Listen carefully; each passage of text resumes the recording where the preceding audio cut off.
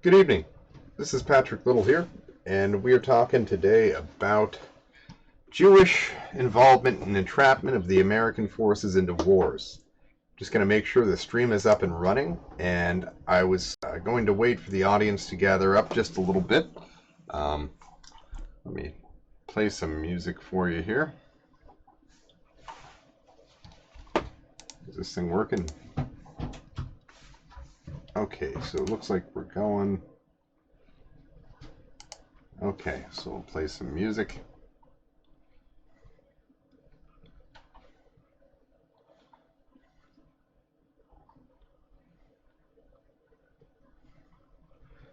Okay.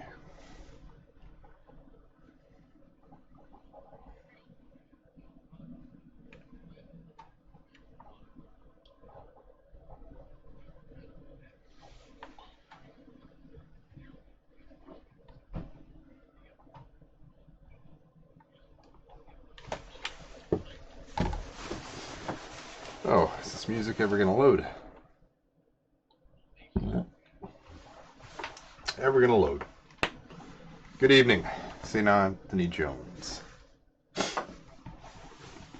Looks like this is taking a while to load. Yeah, thank you for your patience with me as one item after the other on my hardware array for sound has broken, and as my funds have run short, and as I've worked towards trying to stream from where I have almost no connection where my boat is being serviced. So I appreciate you tuning in. I wanted to talk tonight a little bit. Press 1 in the chat if you've heard of Jewish involvement in the Lusitania affair of World War I, or Jewish involvement in the sabotaging of our Pacific Fleet at Pearl Harbor with the enticement of the Japanese to attack it there. Go ahead and press 1 if you've heard of this before. Anybody? So time after another, we tend not to learn that Jews as a group are liars, and we tend to forget within 1, 2, 3 decades every time the Jews have pushed the big lie on us. When Adolf Hitler wrote in his book that people fall victim to the big lie, he's referring, of course, to the Jewish big lie. The media reports, for example, that the Lusitania is an unarmed ship when it had 6-inch guns, and when it was announced internationally that it would be carrying ammunition to be used against the Axis powers in World War I. This ship was designed to get America into World War I after the Jews had gone to war with the press against the American public mind, the vast majority of which did not want involvement in the First World War. Alas, we were sucked in to World War I. In World War II, in the fall, just a few months prior to the bombing of Pearl Harbor, 92.8, almost the entire U.S. population, all but 8% of the U.S. population, was against involvement in the war in Central Europe. 92.8. And just as in World War I, a situation was set up to drag the American public into a war in Europe. I strongly encourage you to read Ravello P. Oliver, as well as Captain Archibald Ramsey, who discuss this in length. Our country is a dog that is wagged by its tail. If you've seen the movie Wag the Dog, you should be well familiar with this concept. The Jewish media telling the people what to do and making the American people think that it's their own idea. We're approaching times where Israel is trying to sell us some sort of apocalyptic fairy tale, the bringing of massive war in the Middle East, as Israel looks to once and for all destroy its competing regional powers there in the Middle East, Syria, Iran, etc., etc. We're going to see more Jewish lies in the media. No, I see comments in the chat saying that Hoffman was a Jew. Yes. I think Wag the Dog was a movie in which the Jews were bragging about their ability to get the American Goyim to do whatever they want. The Lusitania was a joke. The Lusitania was a weapon ship outfitted with guns where the Jewish media advertised it as a great ship of friendship that people should book passage on, So, of course, they filled the ship with unwilling victims, useful idiots to die as sacrificial lambs to get America into a war where we had hundreds of thousands of casualties. Our doughboys got shipped off like useful idiots, propagandized by the Jewish media. World War II. Months passed as the Jews knew that the Japanese fleet was gearing up for an attack at Pearl Harbor. The Jews in our State Department made sure that no American carrier was at anchor at Pearl Harbor, while all of the ships that were big and obsolete but would provide good film and good atrocity propaganda were left as sacrificial lambs for the Japanese bombs. I covered in my last video a discussion of how the Portuguese were told to radio back home from their embassy in D.C. that the Japanese fleet was under the danger of imminent attack from U.S. forces, and not to worry about their oil reserves at Borneo. Months passed while the OSS and the military intelligence waited for the Japanese to strike because, of course, these people at high levels were owned by the Jewish moneylenders.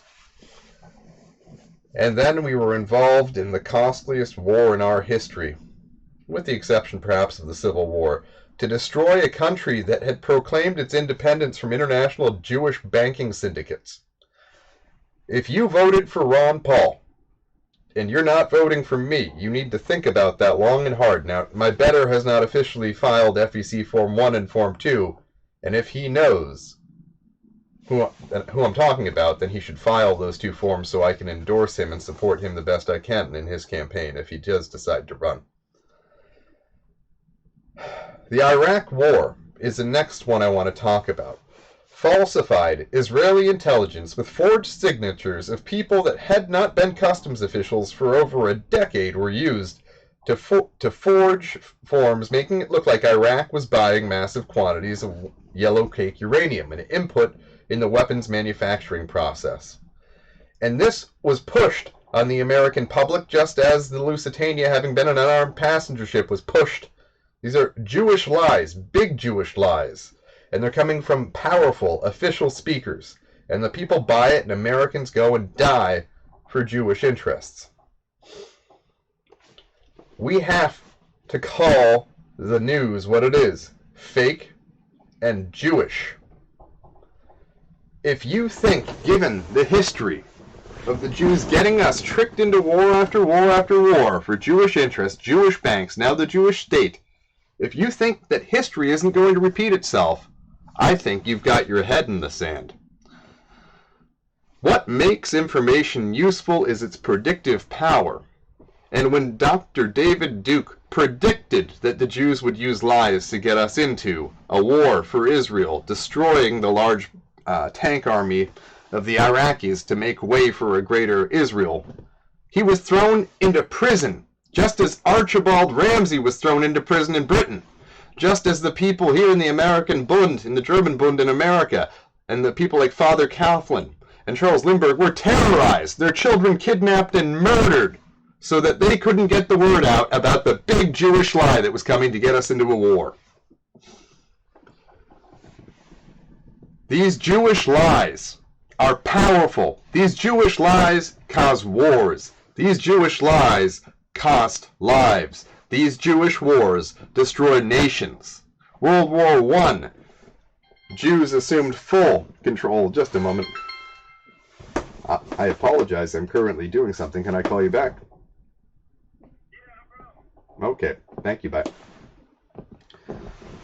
Bernard Baruch was able to assume absolute dictatorial control of the U.S. economy. This was a Jew banker, and he was given war emergency powers as a dictator of the U.S. economy, right down to every last ounce of copper and every pound of rubber. He got to determine who and when received raw materials for manufacturing. This is absolute tyranny, and this is what Jews use war for. War is referred to as the Jews' harvest with good reason. Think long and hard. Jews start a war, Jews then set up a tyrannical system of government during the war to crush all dissent. They control the press, so that if someone does dissent and they're locked up or killed, no one ever learns about it. Bernard Baruch was able to enrich his fellow Jews to the tune of trillions of dollars in today's dollars, all the while destroying the Goyish, non-Jewish industrialists that otherwise could have challenged Jewish power, that otherwise could have challenged their puppets like Woodrow Wilson, that otherwise could have stood in the way of their plans, which they have largely implemented. The federal income tax, the Federal Reserve Act were passed around the time when the Jews were planning on causing a massive war in Europe, which they started within the year. The income tax, or as it was known in the press in the 19-teens and 1920s as the white man's tax to the Jews, that's right, there were 6 large nationally syndicated papers that openly talked about Jewish power back then.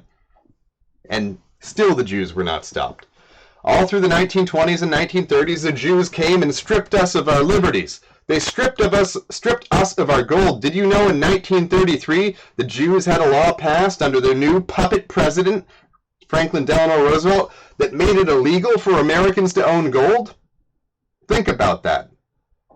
Illegal to own gold. You had to use Jew fake debt money. You had to pay your income tax to the Jewish Federal Reserve. The national debt was established to completely destroy our sovereignty, which has grown exponentially ever since. Now let's turn the page to the 1930s. 1933, Samuel Untermyer writes, Judea declares war on Germany, a war that started economically long before the U.S. was dragged in kicking and screaming, with 93%, 92.8% of its population opposing involvement in the war because the Jews got us attacked. They maneuvered our enemies into attacking us. And one of the key things I want you to learn about how America was sucked into World War II is that Goyim, the Japanese and the Portuguese, thought that their electronic communications were secure. Jews are the ultimate spies. Just as they were 80 to 90% of the spies for the Soviet Union during the Cold War, they were also the breakers of codes. This is one place where the Jews excel, because they've been using couriers and cryptology to asymmetrically control the flow of important information and insider trading for a very long time. And so they get their fingers into everything to do with encryption and cryptology and hardware processing. Now, if you've read the WikiLeaks, including Vault 7, this has all been proven. Jews have access to almost every processor at the binary code level. So, anytime people are telling you, oh, you need to make sure you use this app and this, that, it really doesn't matter. The Jews still know what every one of us is doing. And when we feel overly secure in our ability to communicate with each other without the Jews knowing what we're saying, we're falling to the same fallacy of overconfidence and security of communication that caused World War II, that caused American involvement in it. The Portuguese thought transmitting their message about the imminent American attack on the Japanese, which was a false message, by the way, that we told them to transmit. The Jews knew that the Japanese had broken the codes. And the Japanese didn't know that we'd broken their codes. So the string of events happened as such. The Portuguese transmitted American attack on the Japanese Navy imminent. Then that was intercepted by the Japanese listening station, which transmitted, this is months before Pearl Harbor, saying American attack on the Japanese fleet imminent. And at this point, the Japanese were tricked into attacking the Americans when they really just wanted to fight the Jew-Soviet Union. And a Japanese attack on the eastern edges of the Soviet Union would have left the door wide open for the liberation of the Slavs from the Jewish terrorist government that was 85% Jewish. And Stalin and his 3 Jewish wives would not have been able to save Jewish communism from the wrath of both the Aryan and the ninja, so to say. The Russians would have been liberated from their Jewish tyrants. But the Jews are great at tricking people. The Jews are great at getting people into wars with each other. Think back to 2003. Dr. Duke was already saying the Jews are going to lie to get us into war with Iraq, and the Jews threw him in prison for this, under false pretenses, where he had overpaid his taxes. They said he had underpaid them. falsified Israeli intelligence being blared out of Tony Blair's mouth and George Bush Jr.'s mouth, and all of the international Jewish media got a bunch of innocent Allied coalition troops and innocent Iraqi civilians killed. Also, Israel could neutralize a regional competitor. If you do not think that the Jewish media, the Jewish international deep state, will not use these same tactics that they have used over and over again to get us into a war with Syria, to get us into a war with Iran, then you are ignoring your history lessons. And I here am professing true history, history with a knowledge of the Jewish involvement in these atrocities, these wars that caused Europe to ultimately cede its sovereignty. With the destruction of Europe through World Wars I and II, Europe gave up its will to exist. Combined with Jewish propaganda and white guilt and this Holocaust myth, we're witnessing now the death of Europe. Ultimately, the roots of this lay in Jewish trickery, leading the Goyim into two brother wars. And now, there aren't enough of the European Goyim left to wage great wars, so they need to get us into wars with the Iranians, with the Syrians. And they are going to try and make this happen. They're working overtime. In the New York Times, Jews like Friedman have been writing that we need to go to war against Iran. We need to renew support for ISIS. These Jews are openly telling us what they're going to do. Just as Judea said they declared war on Germany in 1933 from the United States, Samuel Untermeyer, after a meeting of the B'nai Brit, published this. We are going to have a Jewish self-fulfilling prophecy if we don't stop their lies and call them lying Jews. We need to go up to the media anytime we see them broadcasting live, say, shut your lying Jewish mouths. We need to shut down this media through whatever means possible. We need to do it, and we need to do it quick. The recognition of the Golan Heights is something that is highly damaging. And I'm beginning to fear that Trump is a lot like Woodrow Wilson. Woodrow Wilson was a useful idiot and a playboy and an idealist and someone that would do all sorts of hysterionic ideological preaching. And it would make the women wet between the thighs. And he had a taste for women. Is Donald Trump the new Woodrow Wilson, the one who got into office thinking he was going to do good things, but the one who the Jews knew they could control through his lust and inability to keep his dick in his pants? We all laughed when Donald Trump said grab him by the pussy. But the Jews weren't laughing when he said this. The Jews were saying, oh, how we know. Anyhow, I've had my audio mixer broken, and I have virtually no virtually no internet connection. I'm coming at you from my boat with almost no internet connection. The mixer I need for my microphone to work properly isn't working, and somehow now the Realtek audio chipset on my tablet that I'm using right now isn't working, so I have to use a secondary mic, which sounds like crap. I'm too close to the mic? Alright. Here, let's angle it away from me then. I could also turn down the gain some. Anyhow, do we have any questions or input here on how I've talked about how Jews lie to us and get us into war after war?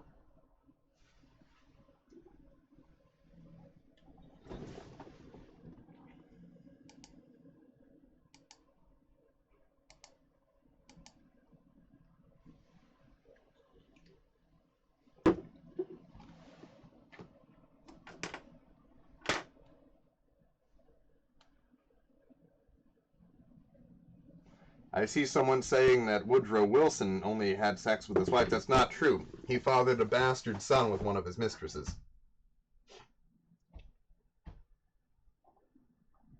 No comments, or is my... Did I lose connection here?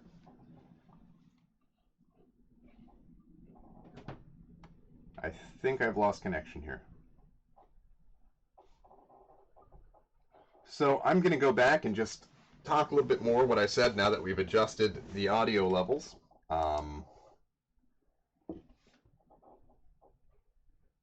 So the sound seems to be pretty good. So just a brief recap. I said that the Jews arranged for the Lusitania to be attacked. In the periodical about ships, it's called Jane's Ships. it was announced that the Lusitania had been fitted with 6-inch guns, making it no longer a passenger ship. Also, it was announced that the Lusitania would be carrying weapons to the war effort for the British against the Germans, making us no longer a neutral country. The Lusitania was sunk, and all of the Jewish newspapers said that the Germans had attacked an unarmed passenger ship. By the way, the Jewish press had ginned up interest in people being passengers on that ship and talked about how it was a cruise for peace and all this stuff, while at the same time loading it full of weapons and also ammunition and putting 6-inch deck guns on it, making it a ship of war. Conveniently, there was no escort for the ship as it passed through the most heavily saturated area of water leading to Great Britain from the U.S., full of German submarines, which had no choice but to stop the shipment of weapons to Great Britain, which they were embargoing. They had stopped the shipment of weapons to Great Britain, as well as other war materials. World War II, we tricked a nation we had trade with, Portugal, into radioing home or on their cryptology that the Japanese fleet was about to be attacked by the U.S.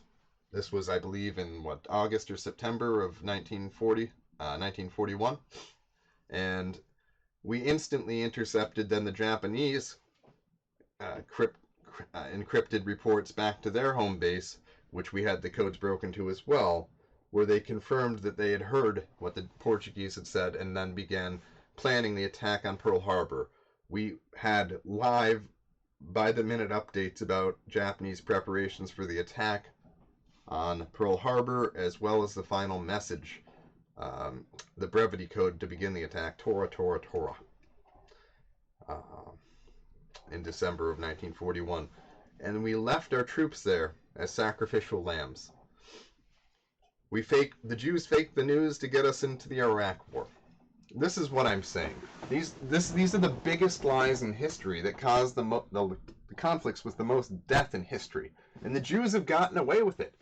Where is the responsibility for the Jews at the New York Times that got us into the Iraq War, that told us there were weapons of mass destruction, that passed on what they knew to be falsified Israeli intelligence as gospel?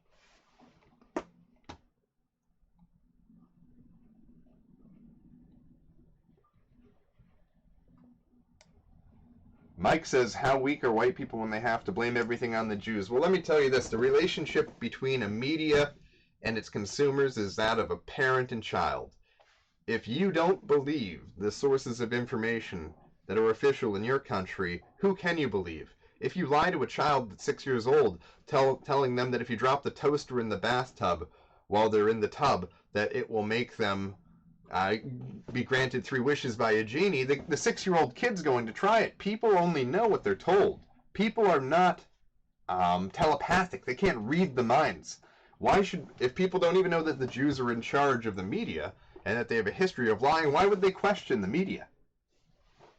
So you cannot blame white people for having a lying Jewish press, not the common man.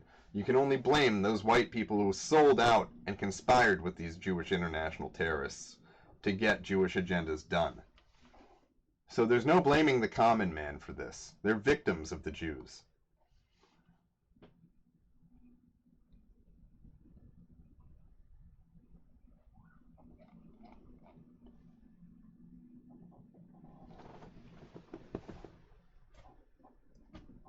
Okay, any comments here? I'll react for a bit. I have to get back to what I was doing, and I'm going to be taking the rest of the night off after this, after I touch up something's audio. Opinions on the Civil War. Well, the head of, the vice president of the South was a Jew, and also the man who killed Abraham Lincoln, one side of his family, I believe his father's line, came from English Jews. John Wilkes Booth was a Jew who killed Lincoln for printing greenbacks or non-Jewish money.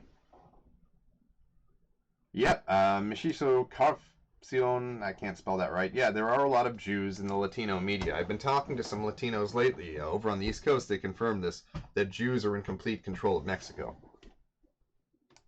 No, you can't have a tour of my boat right now, Nazir. I am currently hauled out, and I've got stuff everywhere. The boat has been worked on the last month and a half. And I have no connection here at the boatyard, which is why The audio and other things are terrible here.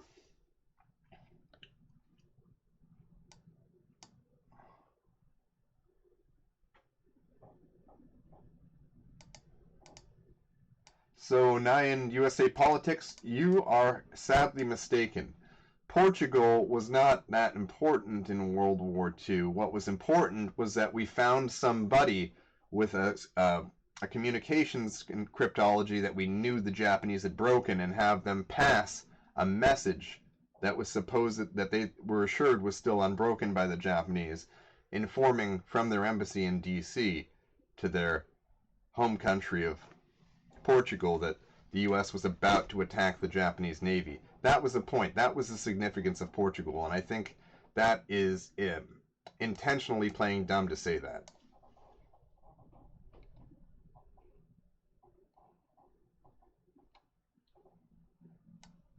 Leftover Gaming says, Pat, can you see about getting on TDS with Eric Stryker and Mike Enoch? Anytime that they're on a stream and I come on, they always say they need to go. I'm not sure what that's all about, but they seem not to want to stream with me. I'm not on here to be an e-celeb or to stream. I'm here to name the Jew. I'd be happy to appear on a stream with them. Their analysis can be good a lot of the time, and I think Eric Stryker has a better grasp on foreign policy than I do. He's much better studied in the subject, having been awakened for longer than I have been to the Jewish question. And Josh Allen of the Pitts family says, don't get it twisted, Abe Lincoln is not good history, he is a traitor. Well, I think it's important to note that although he did a lot of things wrong, although he ordered Sherman's terrorist march, which was a genocidal march, the destruction of the rural economy of the South on the way to the eastern seacoast, I think it's important to note that after the war was over, Lincoln insisted on printing greenbacks, and regardless of what Lincoln had done wrong during the war, he still dared to print his own currency, his own money for the country, and this is why the Jews killed him. They didn't kill him because of the Civil War. They printed him. They killed him for the same reason they declared war on Germany. Abraham Lincoln had broken free from the Jewish monetary system, which is ultimately their source of power, their control of finance, their ability to deplatform individual commentators and independent journalists is just as important as their ability to deplatform nations like they did Tsarist Russia from international trade.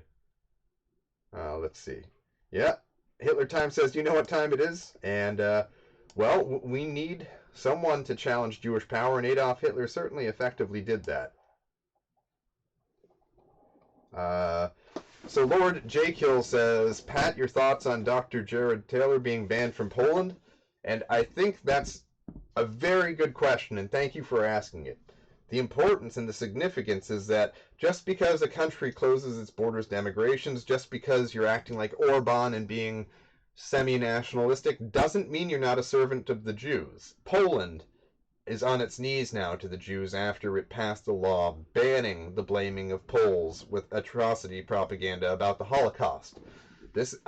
Poland now has Jews in several very high positions. The percentage of the Polish government that's Jewish, I think, is at record levels right now. The highest since, I believe, halfway through the Cold War, when the secret police and the government was heavily Jewish in Poland. So that's the point.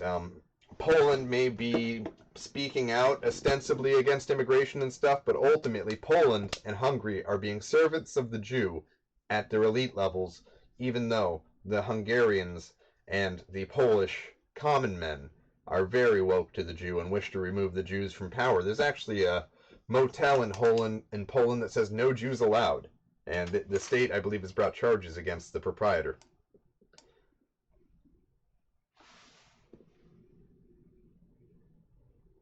Let's see, I'm moving on to the next questions here.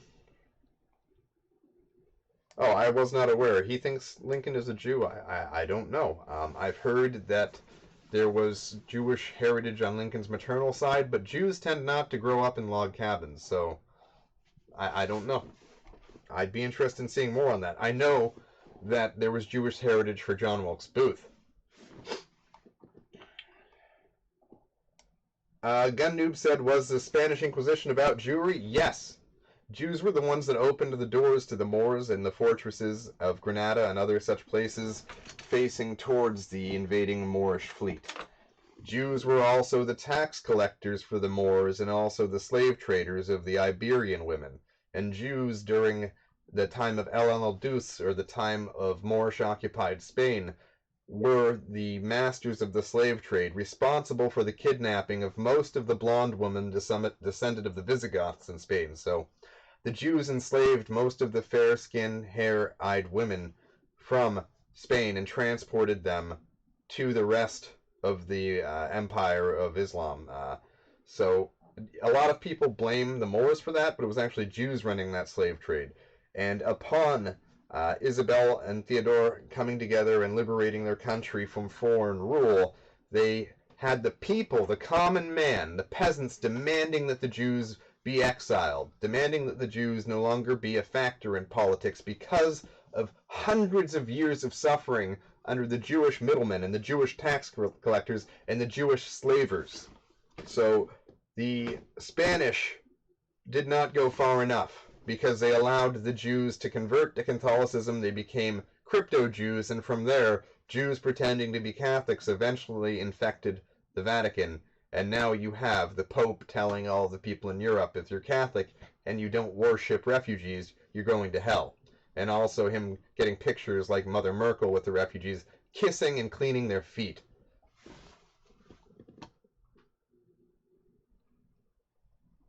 Let's see. I'm reading more questions here.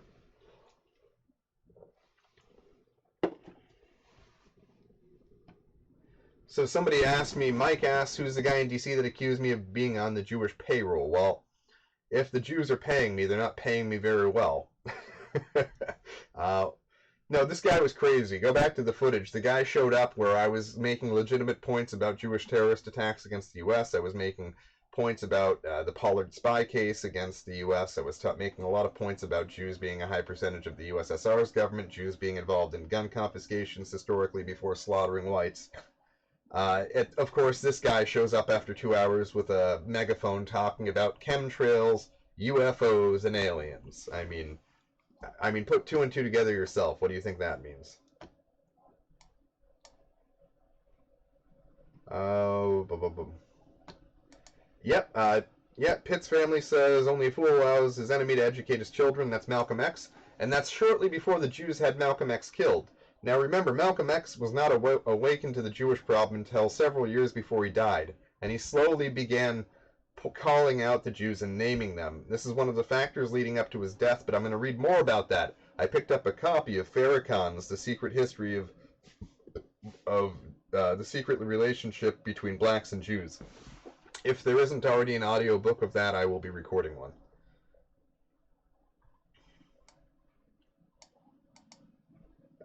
Paul Bone Thruster says Lincoln is definitely suspect Jew. Duke is right to question him.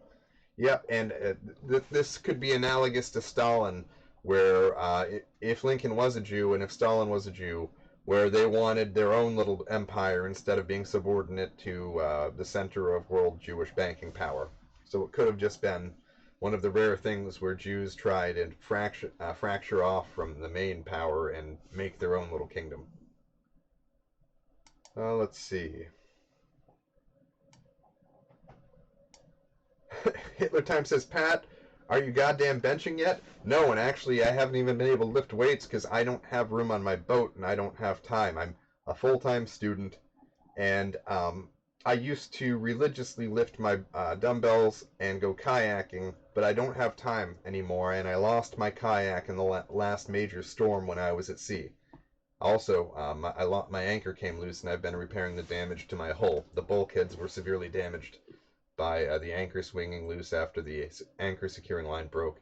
Also, around that time, my kayak broke loose that was in tow behind my boat, so I haven't been kayaking or lifting, and I need to. But I've been very busy reading. I've been studying the Russian question in depth, and I'm coming to some pretty clear answers to the Russian question, which I will be elaborating on. So Savage Goy 2 says, Sheckleford says, Patrick, I'd love to see you talk with Dr. Duke or Kevin McDonald. I've been on streams with both of them. Unfortunately, when I was on the stream with Dr. Kevin McDonald, I was so tired. I had an alarm set up. I had been doing campaign work in the week. It was 2 weeks before the June 5th vote. I had been doing campaign work, and I had been sleeping about 1 to 3 hours a night for 3 weeks consecutively after the May 5th party convention where my campaign really took off. And I showed up in front of my webcam. I wasn't even wearing pants. I was just in my underwear, and I was still half asleep. I could barely put two words together. I'd like to be on a stream with Dr. Kevin McDonald again because I've studied a lot more things since that election, and I'd like to pick his brain about some stuff because he is a national treasure. He knows all about the Jews. I appreciate privacy. Says, would you be willing to collaborate with Red Ice? I don't know what collaborate means. I am actually a Red Ice customer. If I want entertainment, if I want to relax, I catch up on Red Ice episodes. I thoroughly enjoy their production quality as well as their content. I think they are spot on with a lot of their analysis, and I'm thoroughly entertained when I watch them. They're an entertaining source of information. So that's my pet peeve, or not my pet peeve. That's my secret little naughty delight is watching Red Ice. Lana and Henrik are really delightful personalities. They come across very well, and they have very high production quality. And they have some very good analysis and some very good guests. And they also don't get into drama. I'm trying to learn from them. Their ability to avoid drama is commendable. Let's see.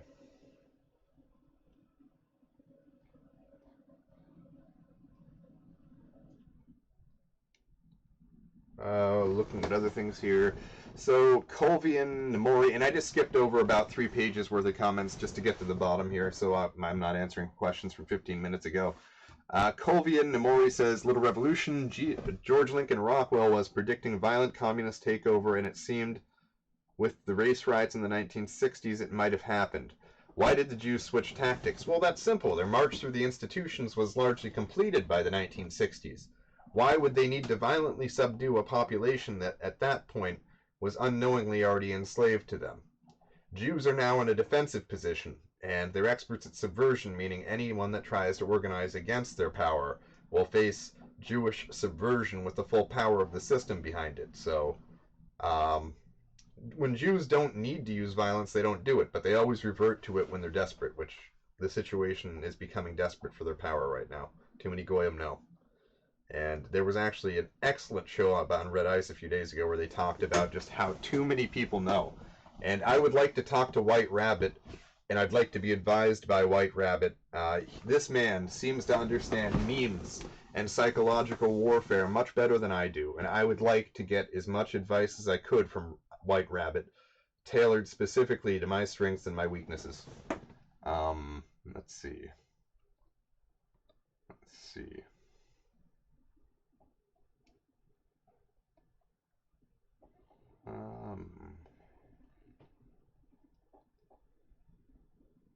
Looking for more questions.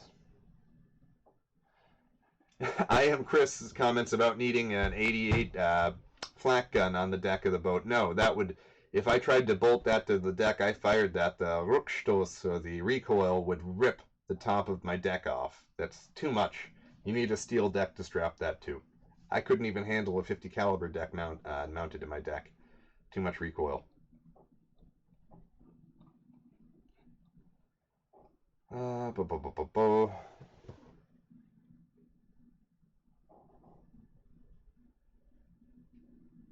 Well, I think, Savage Goy 2 Sheckleford says White Rabbit has a show on TRS. What's the name of that show? List that in the chat, and after you answer that, I might answer one more question. And then I've got to get running.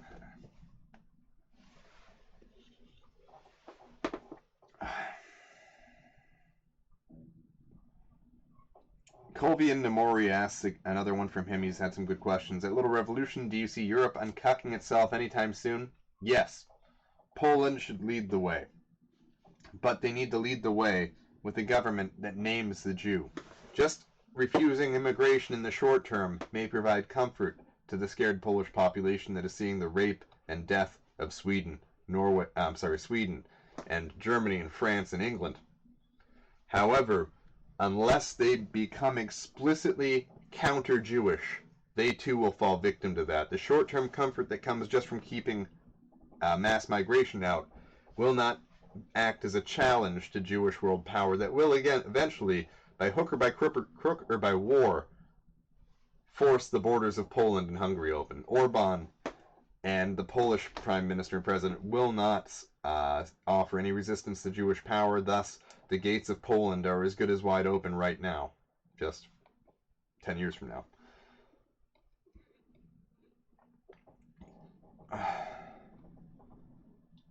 So John Adams says, hey Pat, is it littlerevolution.com? No, it's littlerevolution.us, and I need a new guy for my website because my last guy was great, but after my concussion, I was not productive for a few months while I was recovering, and I lost him during that time. Let's see. Okay, and I have to get going. Yeah, I have to get going. So RJ asked about a white North American union. I don't know what that is, but I do think that whites should be allowed to organize as other groups are allowed to organize. The double standards need to stop, and when the double standards stop, the Jews will never be able to return to power again. Have a good night, Goyam.